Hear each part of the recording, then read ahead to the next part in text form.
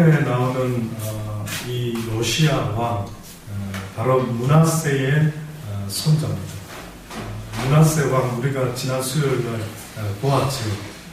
그와 같이 정말 남유다에서 그와 같은 왕이 없었던, 북쪽에 만약에 하나님을 대적했던 왕, 다윗과는 정반대의 왕이 만약에 아합이다라고 하면은, 아십니까? 유다의 왕 중에 바로 이스라엘의 아합에 버금가는 왕이 누구였을까요? 라고 한다면 그 왕은 므낫세였습니다. 그런데 므낫세의 아들과 그 다음에 그 아들의 아들이 이제 나타나게 되는데, 오늘 등장하는 이 아들이 바로 손자가 요시야라는 왕입니다. 22절에 보면은요, 요시야가 위에 나갈 때에 나이가 8세라 예루살렘에서 31년을 치리하니라. 그 모친의 이름은 여디다라 보스가 아다야의 딸이더라. 요시야가 여호와 보시기에 정직히 행하여 그 조상 다윗의 모든 길로 행하고 좌우로 치우치지 아니하였더라 라고 요시야를 성경이 친히 소개하고 있습니다. 그러니 결국은 하나님께서 어떻게 보면 요시야를 다윗과 버금갈 정도로 어떻게 보면 가장 칭찬을 한 왕이 누굽니까? 라고 한다면 그는 바로 요시야입니다. 그래서 남유다의 성군 세 사람을 들으라 한다면은 여호사밧 왕이 있었고, 또 히스기야 왕이 있었고, 또 지금 오늘 보는 이 요시야라고 하는 왕이 있습니다. 그래서 최소한 여러분도 마음속에 내가 살아갈 때에 그와 같이, 그들의 믿음과 같이 라고 생각할 때 그 중에 이 세 왕은 빠뜨리지 마시고, 나도 살아간다면 물론 당연히 다윗과 같은 것은 더 말할 나이가 없죠. 그러나 여호사밧 왕과 같이, 또 히스기야 왕과 같이, 그리고 오늘 이 요시야 왕과 같이 하나님을 기쁘게 해드리는 그러한 종교개혁자가 되어야 되겠다라는 생각을 잊지 마시기를 바랍니다. 한마디로 요시야도 모든 신학자들이 뭐라고 말하냐면 종교개혁가였다라고 이야기합니다. 그의 할아버지 므낫세가 완전히 하나님을 잃어버리게 만들었던 그 악행을요, 어떻게 보면 다시 바로 잡았던 왕이 요시야입니다. 다시 또 말하면은 어떻게 보면은 이제 하나님의 말씀으로 돌아가잖아요. 이제는 모든 잘못된 것에서 돌아서는 회개하라라고 말하는 게 뭡니까? 어떻게 보면은 아담과 하와가 하나님 앞에서 잘못된 일을 했을 때에 바로 잡는 것, 이것이 어떻게 보면 회개인데, 이것을 세례요한과 예수님은 뭐라고 공생애를 시작하면서 처음으로 말씀하셨느냐면 회개하라, 천국이 가까웠다. 또다시 말하면 종교개혁을 해라는 것 아닙니까? 대단한 어떤 한 나라와 한 어떤 교단과 어떤 민족에 대한 어떤 거창한 어떤 종교개혁도 있을 수 있겠지만, 어떤 면에서는 하나님이 우리에게 원하는 것이 있다면 너희 개인의 종교개혁이 이루어지기를 바라는 것입니다. 아멘. 10월 31일은 종교개혁의 날입니다. 기독교의 종교개혁. 여러분, 우리가 지금 몸담고 있는 이 기독교라고 말하는 프로테스탄트, 이거 원래는 구교인 천주교에서 나왔죠. 캐톨릭에서 나왔습니다.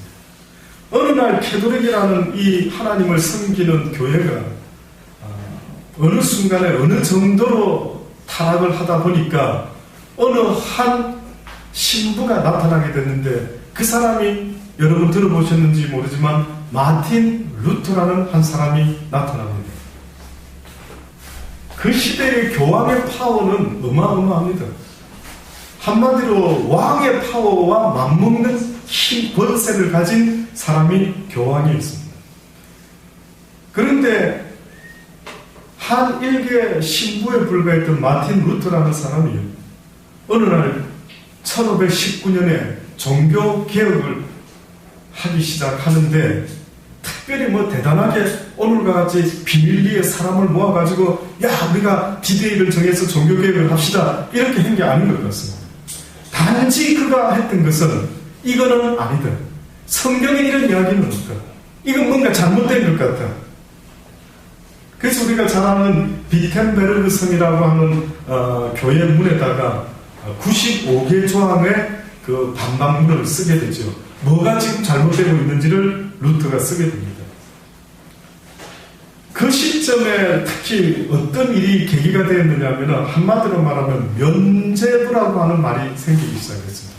물론 그 면죄부는 학자들은 800년 주후 800년쯤에 그 말이 이미 있기는 있었는데 또다시 대두된 게 1517년 이 루터가 살던 그 시대쯤에 또다시 말이 나오기 시작했습니다. 왜 이 말이 나왔는 줄 아십니까? 이 면죄부라고 하는 단어는요, 무슨 뜻이냐면은 내가 아무리 죄를 많이 짓고 죽었다 할지라도 누군가가 내 자손이, 심지어는 죽은 내 부모나 친척이나 그 누구를 위해서 헌금을 하면은 지옥에 있던 그들이 혹은 연옥에 있던 그들이 천국으로 옮겨진다는 거죠. 그래서 그거를 판매를 했습니다. 복권을 사듯이 티켓을 사서 헌금을 해서 그 티켓을 사서 가지고 있으면은 바로 그 사람들은 누군가를 위해서 기도를 할 때에 그러한 면죄가 일어난다라고 생각을 했던 것 같습니다. 근데 사실은 정말로 성경에서 그렇게 말했기 때문에 하는 것이 아니라 당시에 교황과 종교 권력자들이요, 어떤 일들이 있었냐면 사치가 극에 달했습니다. 사치. 러시아에도 한때 정교회가 어마어마하게 번성을 했죠. 러시아가 공산주의가 되기 직전에 무슨 일이 일어났는 줄 아십니까? 많은 주교들이요, 교회에서 하나님을 전하고 가르치고 섬기던 그들이 무슨 고민을 그 시대에 했느냐 하면은 어떻게 하면은 설교 시간에 입는 그 가운의 후드를 거룩한 색깔로 좀 바꿔볼 수 있을까? 어떤 색깔을 하면은 사람들이 봤을 때 교황을, 신부를 거룩하게 자기들과 좀 구별되는 듯 그런 어떤 권위 있는 모습으로 한번 만들어줄 수 있는 색깔이 뭘까? 온통 그들 머릿속에는 그 생각뿐이었던 거예요. 그래서 예수님 당시 때처럼요, 부자가 오면은 앞자리에 와서 앉으십시오 이렇게 막 아주 친절을 베풀고, 가난한 자가 오면은 거기 서 있든지 말든지 네가 알아서 자리를 잡아라 라고 하는 정도의 이야기가 예수님 때에만 있었던 것이 아니라 어느 순간에 교회가 부해지면서요, 뜻밖에도 교회 안에서 그러한 일들이 벌어졌던 것입니다. 교황과 종교 권력자들이 루터 당시 때에도 하늘을 찌르는 권력을 가지고 있다 보니 사치가 극에 달했던 모양입니다. 그 사치의 방법은 개인적인 것도 있었지만 성전을 꾸미는데 엄청난 투자를 했습니다. 교회를 세우는 일에, 교회를 치장하는 일에, 심지어는 교회 들어왔을 때 많은 성도들이 보고 막 그 웅장함과 그 대단함에 그냥 주눅이 들 정도로 어떻게 하려고 했는지는 모르겠지만요, 금을 성전에다가 옛날에 솔로몬 성전과 같이 금을 가지고 치장을 많이 했던 모양이죠. 그러다 보니 돈이 필요한 것입니다. 그래서 결국은 그러한 일들을 위해서 돈을 모으는 한 방법으로 면죄부라고 하는 것을 아마 판매하기 시작했던 거예요. 이것은 하나님이 기뻐하는 것이 아니라고 그 시대에 한 사람, 마틴 루터라고 하는 사람이 그렇게 외치기 시작했던 것입니다. 결국은 그들에게 미움을 받고 어려움을 겪었지만은, 그러나 그것으로 말미암아 오늘 우리 시대에 프로테스탄트라고 하는 저항자들, 악한 하나님 말씀에 위배되는 그 일에 저항하는 자들, 어떻게 보면은 프로테스탄트는 그 시대뿐만 아니라 매 시대마다 나타날 것입니다. 다시 말하면 하나님을 대적하는 그 어떤 일에 있어서 그것이 아니다라고 외치는 저항자들이 나타나야 되는 것입니다. 다시 말하면은 이 요하스와 같은, 이것이 아닙니다. 이거는 하나님이 기뻐하는 일이 아닙니다.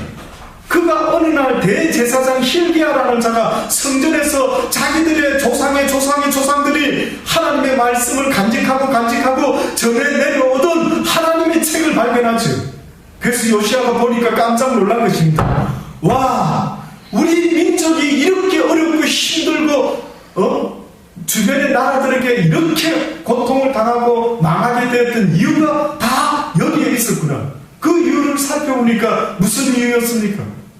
하나님의 말씀을 순종치 아니하고 하나님만을 섬기는 그 믿음을 가지지 못함으로 말미암아 이렇게 우리 민족이 어려운 일을 당하고 우리 아버지가 할아버지가 그저 조상들이 그렇게 수많은 민족의 아픔을 겪게 되었구나 라고 요시아는 성경을 통해서 깨달았던 것입니다.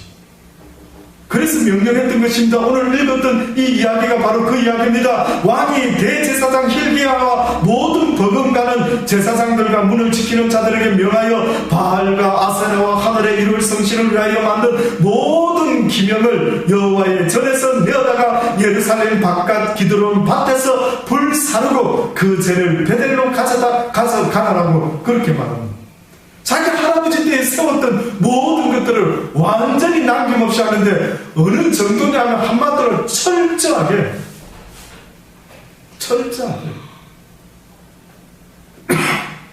개인의 종교개혁을 할 때도 철저해야 돼요. 기왕에 하나님 앞에 한번 올바로 쓰기 위해서는 한다면 내가 참으로 힘든 어떤 부분이라 할지라도 철저하게 몸부림치는 그 애씀이 있어야 되는 것입니다. 언젠가 말씀드렸습니다. 어느 장로님이 부흥회에 참석해가지고 말씀을 듣다 보니까 오늘 우리 시대에 각자가 혹시나 우상을 섬기고 있지 않습니까? 라고 하는데 가만히 그 장로님 마음속에 나의 우상은 뭐지? 라고 생각해보다 보니까 텔레비전이 우상이더라고요. 왜? 보니까 직장 마치고 들어가시면 가장 먼저 본인이 하는 게 텔레비전을 켜는 거예요. 그리고 애국가가 나올 때까지 켜놓고 뭐하고 켜놓고 그때 깨달음을 얻고 그 장로님이 내 우상은 바로 이거였구나. 어떻게 보면 거실의 가운데 하나님의 말씀이 이 성전의 교회에 하나님의 말씀이 펴져 있는 것처럼 어떻게 보면은 하나님의 말씀이 내 집의 거실에 날마다 펴져 있어서 아이들한테 그림을 그려봐라 하면은요 학교 선생님들이 보면은 그 집 분위기를 그 아이들이 그림을 보고 대충 파악할 수 있답니다. 자, 가정이라는 주제로 그림을 한번 그려보세요. 그러면 아이들이요 막 자기 가족들이 어떻게 하고 있는지를 그림을 그린답니다. 근데 보면은 대부분 애들이 그리는 것 중에 거실에 가족들이 모여서 뭐 하는 것을 그리는데 주로 보면은 텔레비전을 보는 가족들의 모습이 많더라고요. 가장 거실 중앙에 텔레비전이 탁 나죠. 하루에 얼마나 많은 시간 동안 어떻게 보면은 그게 투자하게 되는지 모릅니다. 그래서 그 장로님은 그 텔레비전을 얼마나 막 결심을 하셨는지 그냥 바깥에다가 던져버렸다고. 대단하지? 예. 아까워서라도 차마 버리기는 어려운데 누구 주든지 할 테니까 어째 그럼 버렸을까? 미웠겠죠. 이 못된 텔레비, 이 나를 바보로 만든 텔레비 너무 싫다. 그러니까 하나님도 어떻게 보면 요시야 왕에게도 어떤 명령을 했을 것 같습니까? 너희들이 내버려 두다 보면은 어떤 면에서 계속 유혹을 받는다. 그래서 어떤 사람이 그랬다 하지 않습니까? 제가 랭귀지 스쿨에서 영어를 공부할 때 어떤 주제를 줬는데 마약을 파는 사람이 나쁠까요? 마약을 사는 사람이 나쁠까요? 할 때에 사는 사람이 나쁘죠. 이런 말을 할 수도 있었지만 제가 볼 때는 파는 일을 막아야 돼요. 어떤 면에서. 예. 어른도 어떻게 보면 한번 어디에 중독이 되면 빠져나오기가 어려운 거 아시지 않습니까? 마찬가지로 우리 아이들이 주변에 널려있는 것이 마약이라 한다면 얼마나 그 유혹을 받는 일이 많겠느냐. 그러니 주님이 어떻게 보면 가나안 땅에 들어가는 이스라엘 백성들에게 뭐라고 신신당부를 했는 줄 아십니까? 그들이 섬겼던 모든 우상을 하나도 남기지 말고 다 없애버려요. 심지어는 그 우상을 섬기는 인간들까지도 어떻게 하라고요? 다 죽여버려요. 혹시나 너희들이 그들에게 물들까봐, 혹시나 너희들이 그 인간들이 해왔던 어떤 우상을 섬기는 삶의 모습을 보고 혹시나 늘 하나님 섬기는 게 뭐 이제는 밋밋하니까 뭐 좀 딴 거 없다? 참 무서운 이야기입니다. 아셔요. 하나님만 잘 섬기면 좋기는 한 텐데 어느 날 하나님을 섬기는 게 습관적으로 될 때는요, 무서운 일이 발생되는 것입니다. 나에게 늘 있는 그 가족들이 귀한 줄 모르는 것과 똑같은 것입니다. 늘 있으니까 귀한 줄 모릅니다. 막상 그때서야 무슨 생각을 합니까? 야, 그게 귀했는데. 아마 하나님만 늘 섬기다 보니까 그 좋으신 하나님, 그분 때문에 지금도 평안과 안정과 풍성함을 누리고 살아가고 있는 자기 민족과 자신의 삶을 바라보지 못하고 어느 순간에 그냥 늘 이렇게 평안한 줄 알고 내 인생은 원래 이랬지, 하나님이 특별히 나를 도와준 것이 아니라 원래 이랬겠지라는 생각을 했는지는 모르겠습니다만은 어느 순간에 엉뚱하게 우상을 섬기는 자들의 모습이 재밌어 보이고 저게 실질적으로 나를 좀 더 구하게 만들어줄 수도 있겠구나 라는 생각을 하면서 기웃기웃 하기 시작했던 것입니다.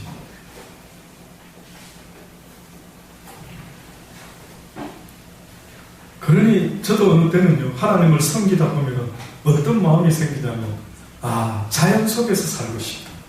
네. 죄 많은 인생들 사이가 아닌 죄 없는 자연 속에서 살아보고 싶다. 그런 마음이 자꾸 들더라고요. 이 세상에서 어떻게 보면 죄의 덩어리가 누구냐라고 물어보신다면 그건 인생들입니다. 부패한 인생들, 하나님을 모르는 인생들, 그들 사이에서 살아간다는 것은 얼마나 고문인 줄 아십니까? 안 보면 그냥 모르겠는데 듣고 보다 보면 가슴 아프지 않던가요?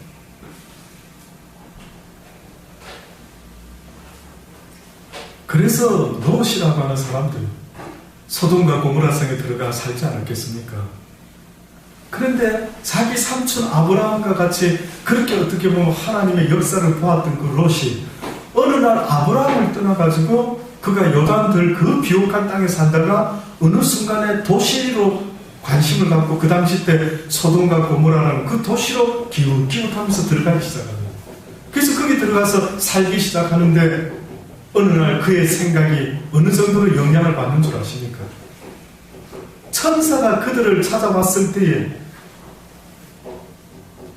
그 천사를 영접을 하기는 했지만 우리가 잘 아는 것처럼 동네 사람들이, 그 세상 사람들이 야, 여봐, 네 집에 새로운 나그네가 왔는데 그들을 불러내라, 우리가 상관을 하리라.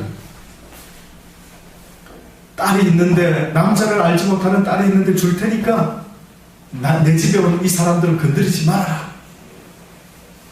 이게 정신병자 이야기인가? 여러분 같으면 그렇게 말할 수 있습니까? 빨리 떠나라, 하나님이 이 성을 멸망시키리라. 그랬더니만 뭐라고 말합니까? 우리 이제 사이 될 자들도 있고, 뭐가 아쉬웠는지 계속 쭈삣쭈삣 하는 것입니다. 결국은 떠나긴 떠나는데 아쉬운 마음을 계속 품고 있다가,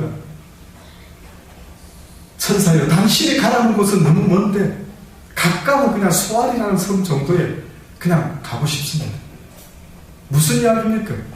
죄의 도시와 떨어지라는 이야기였는데 이 멸망당하는 죄의 도시와 멀리 떨어져서 어떻게 보면 하나님만을 바라볼 수 있는 곳으로 가라고 이야기했는데 기껏 한다라는 말이 너무 멀리 갈 거 있겠습니까? 여기 가까운 소알 정도 가면 되지 않겠습니까? 라는 이야기를 하고 앉아 있는 겁니다. 그의 아내에게도 분명히 천사는 뒤돌아보지 말아라, 결코 뒤돌아보지 말아라, 앞만 향해서 계속해서 하나님이 지적하시는 그곳, 갈 바를 알지 못하고 떠났던 아브라함과 같이 갈 바를 알지 못하고 가라고 명하셨으니 계속 가라라고 이야기하는데도 불구하고 그의 아내는 가다가 어떻게 합니까? 뒤돌아봅니다. 성경에는 써놓지 않았어요. 왜 뒤돌아봤을까요? 누가 한번 설명 좀 한번 예를 들어서 그 마음은 제가 알 것 같습니다. 주석을 제가 한번 달아보죠. 설명 좀 해주십시오. 왜 돌아봤을까요?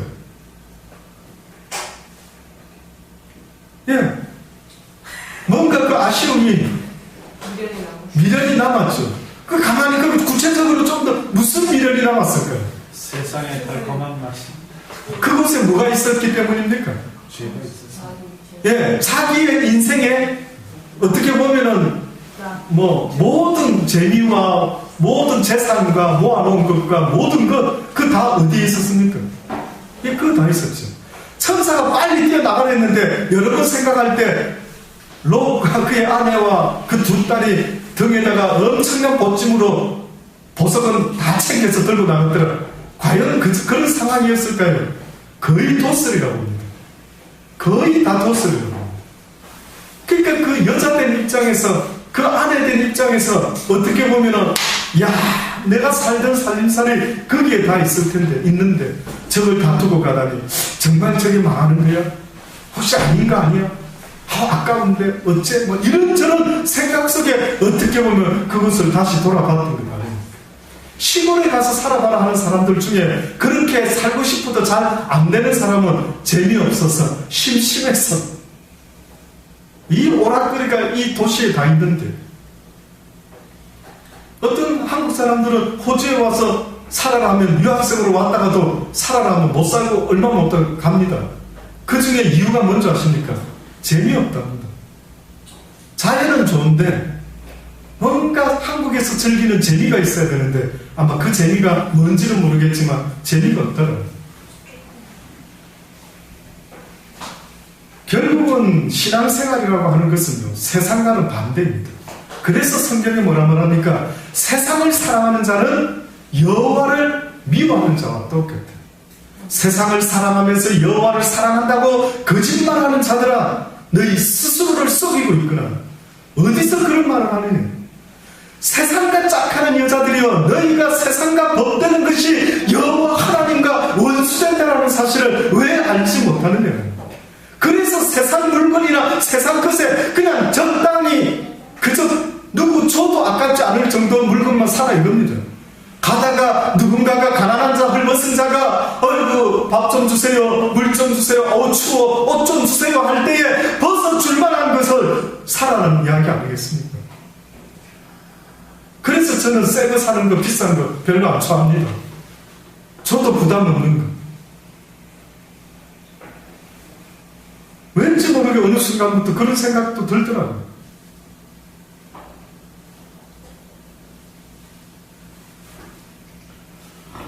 이와 같이 오늘날도요, 많은 종교 지도자뿐만 아니라 신앙생활하는 많은 하나님의 사람들도요, 뜻밖에도 이 세상의 것으로 계속 자신을 나타내고 드러내기 위해서 자신도 모르게 그러한 우상들을 섬기고 있음을 성경이 우리에게 지적하고 있는 것입니다. 이 요시야 왕이 바로 그러한 종교개혁을 철저하게 하나님 앞에서 행했던 것입니다. 구약에도 종교개혁이 있지만 신약에도 종교개혁이 있습니다. 마태복음 21장 12절로 보면 예수님께서 어떻게 보면 종교개혁을 하셨다라고 말할 수 있는 장면이 있습니다. 그게 뭐냐면은 예수님께서 어느 날 성전에 들어가시는데 성전 안에 보니까 매매하는 자들이 막 돈을 바꾸면서 짐승들을 사고 팔면서 성전 안에서 장사를 하고 있는 것입니다. 그래서 예수님이 모든 그들을 내쫓습니다. 돈 바꾸는 자들과 자들의 상과 비둘기 파는 자들의 의자를 둘러 엎으시고 저희에게 이르되 기록된 바 내 집은 막 기도하는 집이라 일컬음을 받으리라 하였거늘 너희가 어떻게 강도의 구려를 만드는구나. 소경과 저는 자들이 성전에서 예수께 나오게 고쳐주시니 대제사장들과 서기관들이 예수의 하시는 이상한 일과 또 성전에서 소리질러 호산나 다윗의 자손이여 하는 아이들을 보고 분하여 예수께 말하되 저희가 하는 말을 듣느뇨. 예수께서 가라사대 그렇다. 어린아이와 젖먹이들의 입에서 나오는 찬미를 온전케 하셨나이다 함을 너희가 읽어본 일이 없느냐 하시고 그들을 떠나 성 밖으로 베다니에 가서 거기서 유하시더라 하는 이야기가 나옵니다. 성전에서 갑자기 판을 뒤집어 엎었는데 누가 예수님 앞에 나왔느냐 하면 소경과 저는 자들이 나옵니다.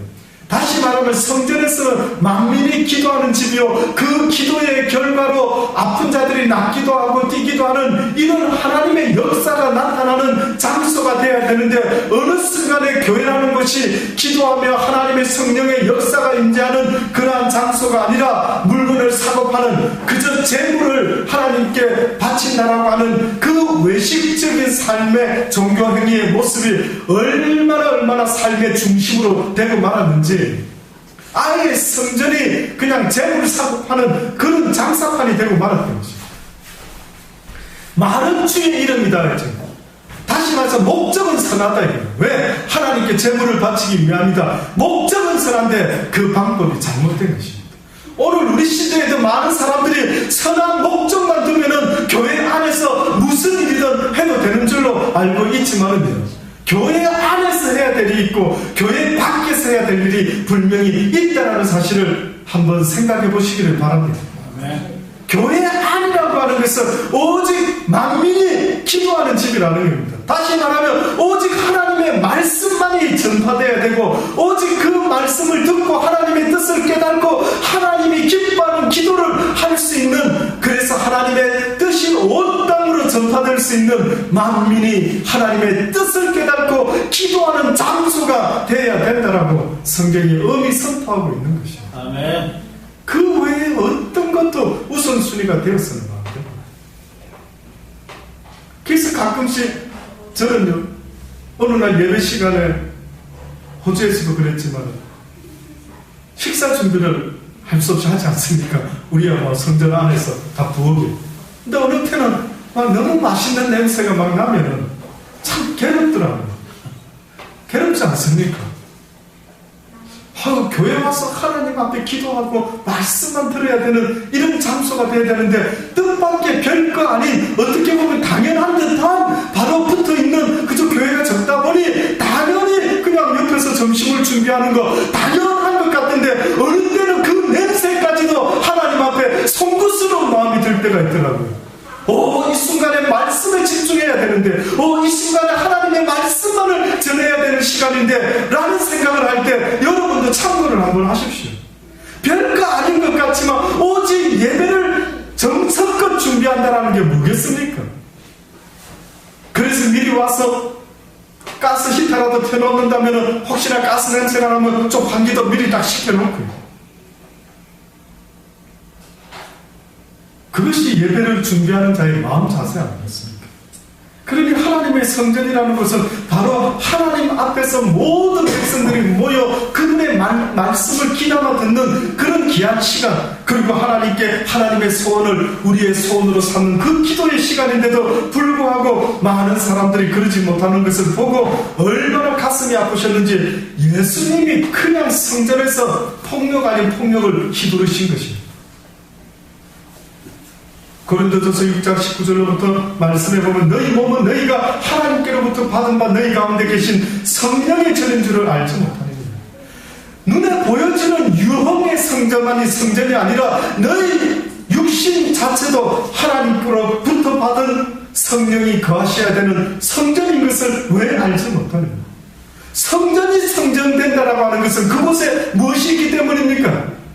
하나님의 영이 있기 때문에, 하나님이 계시기 때문에, 성령이 있기 때문에 그것이 성전이라고 우리는 일컫는 것입니다. 아멘. 그러니 그 성령께서는 없는 곳이 없으신데, 특별히 성령은 누구 안에서 역사하게 되어 있느냐면 사람들 안에서, 하나님의 사람 안에서 성령이 함께 역사하도록 하나님은 역사를 이끌어 가시는 겁니다. 이 세상의 역사는 하나님 홀로 이끄시는 것이 아니라 몸이 없으시기 때문에 몸이 필요한데, 이 시대에 하나님의 마음에 합하는 다윗과 같은 그러한 사람의 몸을 통해서 하나님의 성령의 역사는 지금도 쓰여져 가고 있는 것입니다. 아멘. 그 사람이 필요한 것입니다. 물론 보여지는 교회도 중요하지만은 그 교회 못지않게 너희 육신도 성전이 되어야 되는데, 아직도 너희도 요시야 왕과 같이 너희 성전 속에 너희가 가슴 중심에 모시고 있는 그게 뭐예요? 네 중심에 뭐가 있느냐 봐라. 여러분 중심에 봐라고요. 내 속에 뭐가 있는지 모르겠습니까? 알려 드릴까요? 무엇을 가장 슬퍼하는지 보십시오. 무엇을 가장 기뻐하는지 보십시오. 그래야 하면 여러분의 마음속에 무엇이 나의 우상인지를 알 수 있을 것입니다. 하박국 선지자가 자기 속에 있는 그 모습을 뭐라고 표현했습니까? 내가 구원의 기쁨을 이기지 못하여 비록 외양간에 소와 양과 우양이 없을지라도 오직 날 구원하신 예수 그리스도 하나님만을 인하여 그 구원의 기쁨으로 기뻐하고 즐거워합니다. 아멘. 맞습니다. 저도 잘 압니다. 그래서 그거가 날마다 몸부림치는 것입니다. 그 어떤 것 때문에 내가 기뻐하는 것, 내가 화내는 게 뭔 때문에 화내지? 화내신 것처럼 여러분은 뭔 때문에 화냅니까?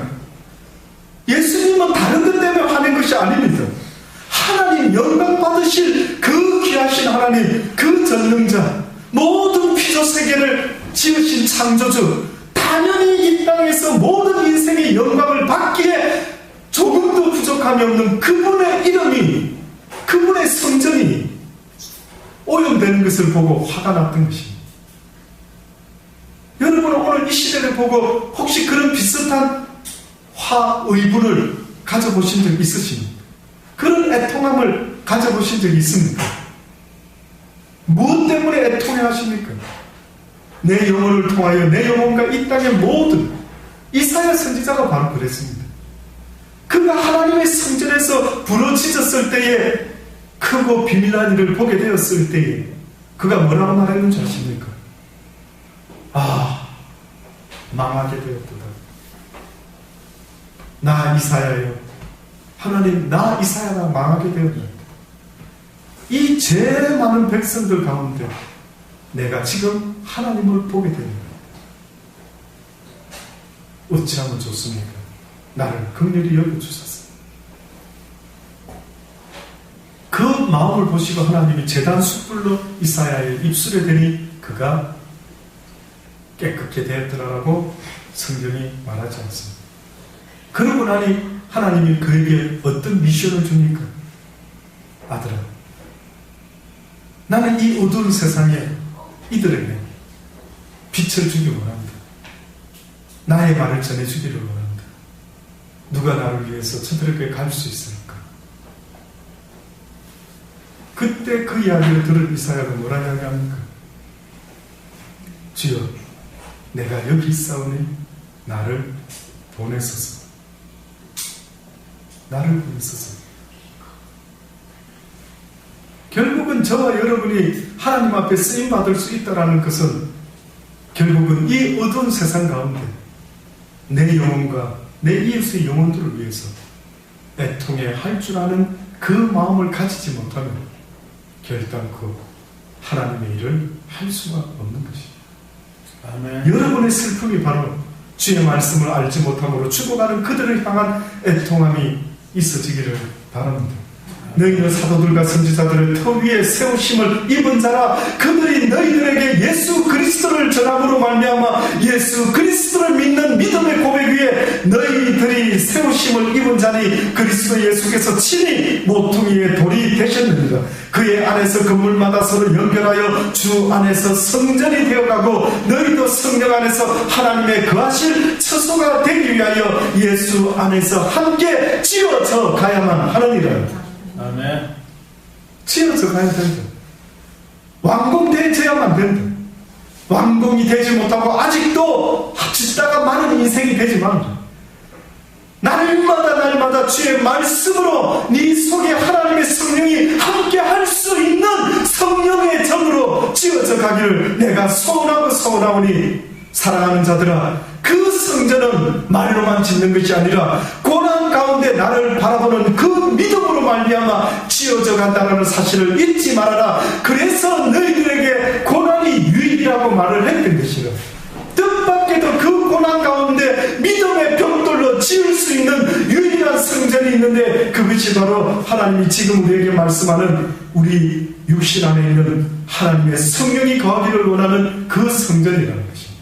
아멘. 이것을 이미 알고 있었던 미가야 선지자는 6장 6절로부터 말하기를 뭐라고 말했는 줄 아십니까? 내가 무엇을 가지고 여호와 앞에 나가며 높으신 하나님께 경배할까? 내가 번제물 1년 된 송아지를 가지고 그 앞에 나갈까? 여호와께서 천천의 수양이나 만만의 강수 같은 기름을 기뻐하실까? 내 허물을 위하여 내 맏아들을 내 영혼의 죄를 인하여 내 몸에 열매를 드릴까? 사람아 주께서 선한 것이 무엇임을 내게 보이셨나니 여호와께서 내게 구하시는 것이 오직 한 가지가 있으니 그것은 바로 공의를 행하며 인자를 사랑하며 겸손히 내 하나님과 함께 행하는 것 아니겠느냐. 그러니 여호와 하나님이 오늘 우리 시대에도 성령이 너희와 함께하기를 원했던 것처럼 누구와 함께 행하는 줄 아느냐? 오직 공의를 행하며 오직 인자를 사랑하며 예수 그리스도를 사랑하며 하나님을 사랑하며 어려운 것을 사랑하는 자들, 겸손히 내 하나님과 행하는 그들이 곧 나와 함께 행하는 자들이라. 내가 그들과 동행할 것이니 오늘 이 시대에도 하나님과 함께하기를 원하는 자, 너의 심령의 종교개혁을 일으켜내지 못하면, 무너진 너의 성전을 수축하지 못하면, 무너진 너의 신앙을 다시 세우지 못하면 안 된다는 거예요. 왜 여러분 자신의 믿음이 어느 순간에 무너지지 않았는지, 어느 순간에 멈춰 있는지를 왜 보지 못합니까? 너무 안타깝더라고요. 너무 무뎌져 있더라고요. 너무 답답할 때가 한두 번이 아닙니다. 거울을 볼 때는 아침마다 자고 일어나서 나갈 때마다 그렇게 단장을 하면서 어떻게 내 속에 있는 하나님의 성전이 지어졌는지, 내 믿음이 제대로 세워져 있는지, 종교개혁을 해야만 되는지 안 되는지 그것조차도 구별하지 못하니 무엇으로 너희에게 나아갈까? 내가 평화를 들고 가기를 원하느냐, 내가 매를 들고 가기를 원하느냐.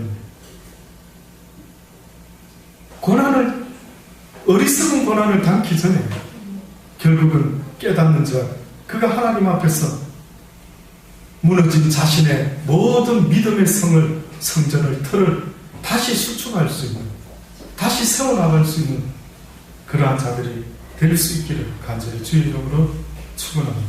아멘. 기도하시겠습니다. 좋으신 하나님 아버지 감사합니다. 육신의 눈에 보이는 것들은 그렇게 잘 분별하면서 눈에 보이지 않는다라고, 영의 눈이 어둡다 보니 아무것도 느끼지도 못하고 보지도 못하는 눈뜬 봉사가 되고 만 것은 아닙니까? 하나님 불쌍히 여겨주소서. 무엇을 애통해야 되는지, 무엇 때문에 슬퍼해야 되는지, 무엇 때문에 눈물을 흘려야 되는지 다시 한번 깨달을 수 있게 하여 주옵소서. 무너진 우리 심령의 성전을 다시 수축할 수 있게 하여 주옵소서. 어디서 무너졌는지, 어디서 첫사랑을 잃어버렸는지 하나님 다시 돌아볼 수 있게 되기를 원합니다. 그리하여 주의 성령이여 나에게 임하셔서 떠나지 마옵소서라고 우리 일생에 그 기도를 할 수 있게 도와주옵소서. 주님은 우리에게 임하기를 원하지만 준비되지 못한 불쌍한 우리를 보시고 내가 너를 안기를 원하고 함께하기를 원하나 내가 갈 수 없는 것은 아직도 네가 나에 대한 그 믿음이 없으므로 내가 너와 함께하지 못하니 사랑하는 자들아, 내 말을 듣고 깨달음으로 너희의 무너진 성전을 다시 수축할 수 있게 되기를 원하노라 라고 하시는 주의 말씀을 저희들이 다시 한번 듣게 하여 주옵소서. 그리하여 이 세상 살아가면서 보여지는 것을 상대로 사는 인생이 되지 말게 하시고, 눈으로는 볼 수 없지만 믿음으로 모든 것을 보는 하나님의 세상을 날마다 바라보며, 나를 돌아보며 내 영혼을 돌아보며 주의 나라 가는 그날까지 깨어있는 자의 모습으로, 승리자의 모습으로, 성전을 지은 자의 모습으로 살아갈 수 있는 우리 모두가 되게 하여 주옵소서.